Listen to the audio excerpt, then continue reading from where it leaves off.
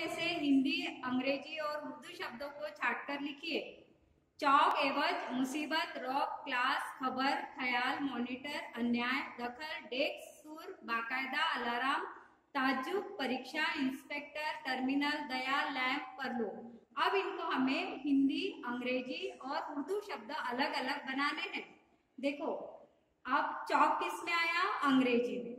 एवज किस में आया? उर्दू में। मुसीबत किस में आई? उर्दू में। रौब किस में है? उर्दू में। खबर, क्लास किस में है? अंग्रेजी में। खबर किस में है? उर्दू में। ख्याल किस में है? उर्दू में। मॉनिटर अंग्रेजी। अन्याय हिंदी। दखल उर्दू। डेस्क अंग्रेजी। सुर उर्दू।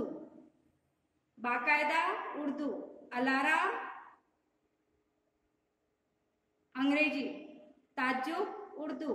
परीक्षा हिंदी। इंस्पेक्टर अंग्रेजी। टर्मिनल अंग्रेजी। दया हिंदी। लैंप अंग्रेजी। परलोक हिंदी। इस तरह आपको ये लिखना है। अब आपको करना है भी पर निपात वाले वाक्य पाठ से छांटकर लिखिए। देखो, आपको यहाँ पर ही हम पूरा बता रहे हैं। मान लिया कि बड़ी बड़ी क्लासों में पढ़ते हैं, पर इसका मतलब भी तो नहीं कि लोग नीरे बुद्धू है। यहाँ पर निपात क्या है? पर, क्योंकि हम पर शब्द पर जोर देकर इस वाक्य को पूरा कर रहे हैं, इसलिए ये निपात कहलाता है। पाठ का दूसरा वाक्य है, दीपू चौथी कक्षा में पढ़ता है और अपनी कक्षा का मॉनिटर भी है। भी शब्द क्या है? यहाँ पर निपात है। दीपू के दोस्त दिन भर आते उठते, कोई उन्हें बैठने तक को नहीं कहता। दीदी और भैया के पास कोई आता तो उसे बाकायदा नमस्ते करनी पड़ती थी। इस तरह से अगला वाक्य है, उसे तो खुद चाबी भरने की इच्छा थी, पर दीदी का चेहरा चुप देखकर वह चुप रह गया। पर शब्द जो आया है वह क्या है? उसमें निपात है। अगला प्रश्न है हमारा, निम्नलिखित शब्दों को छोटा करके लिखिए। सोते में मुझसे पड़ी टूट गई और सबके सब मुझे डांटने लगे। इसका वाक्य बनाना है हमको। सोते समय घड़ी टूटने पर सबके सब मुझे डांटने लगे। अगला प्रश्न है हमारा, वह तो समझा अभी रात है और डर के मारे दम साधे चुपचाप पड़ा रहा। इसका सही वाक्य, यह रात समझकर डर के मारे दम साधे चुपचाप पड़ा रहा। अब वाक्य बदलना है हमको। यहाँ पर वाक्य तुम्हारे अपने गलत दिए हुए हैं, हमको सही करना है। पता है कल हमने मलाई खाई थी। अब इसको न शब्द जोड़कर, न जाने कब शब्द जोड़कर इस वाक्य को पूरा करना है। तो इसका क्या बन जाएगा? न जाने कब हमने मलाई खाई थी। अब ख वाला है, पता है कल आसमान में गुब्बारे उड़े थे। इसका सही वाक्य बनाइए। न जाने कब आसमान में गुब्बारे उड़ेंगे या उड़े थे। पता है तकिया मुझे जगाएगा।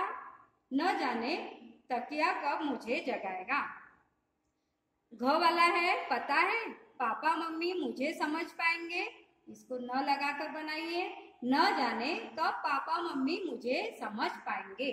इस तरह आपका ये प्रश्न भी कंप्लीट हुआ। अगला 7वां प्रश्न आपको लिखना है, निम्नलिखित वाक्यों में शब्दों को सही क्रम में लिखिए। अब यहाँ पर दिया है मॉनिटर भी, है अपनी भी मॉनिटर का कक्षा दीपू। इसको सही से जमाना है, शब्दों को सही जमाना है। दीपू अपनी कक्षा का मॉनिटर भी है। अगला है, गई सिदार घड़ी राजा परलोक भैया। इसको सही करिए। घड़ी राजा भैया परलोक सिदार गई। ग वाला देखो, टाइम पीस था अलार्म भी एक घर में। सही करो, घर में एक ही टाइम पीस अलार्म था। अलार्म तो दिल में होता है, असली है हमारे। इसको सही करो, असली अलार्म तो हमारे दिल में होता है। 8वां प्रश्न, सही विकल्प चुनकर रिक्त स्थान में पूरा कीजिए। दीपू से सभी खालिस्तान करते थे। क्या करते थे? ईर्ष्या करते थे, घृणा करते थे। क्या करते थे? ईर्ष्या करते थे। सही क्या है? ईर्ष्या। अगला, दीपू की खालिस्तान तो पापा के पास बैठने पर ही निकल जाती थी। क्या होता था? आधी जान, पूरी जान, दम, खाम। क्या था? आधी जान, आधी जान तो पापा के पास बैठने पर ही निकल जाती थी। ग वाला है स्थूल शब्द खालिस्तान है। क्या है स्थूल शब्द? तद्भव है, तत्सम है, देशज है, विदेशी है, ये है विदेशी, ये शब्द विदेशी है। घ वाला दीपू पिकनिक के लिए खालिस्तान जा रहा था, सांची, भोपाल, विदिशा, पचमढ़ी, कहाँ जा रहा था? सांची जा रहा था। ये आपका पूरा हो गया।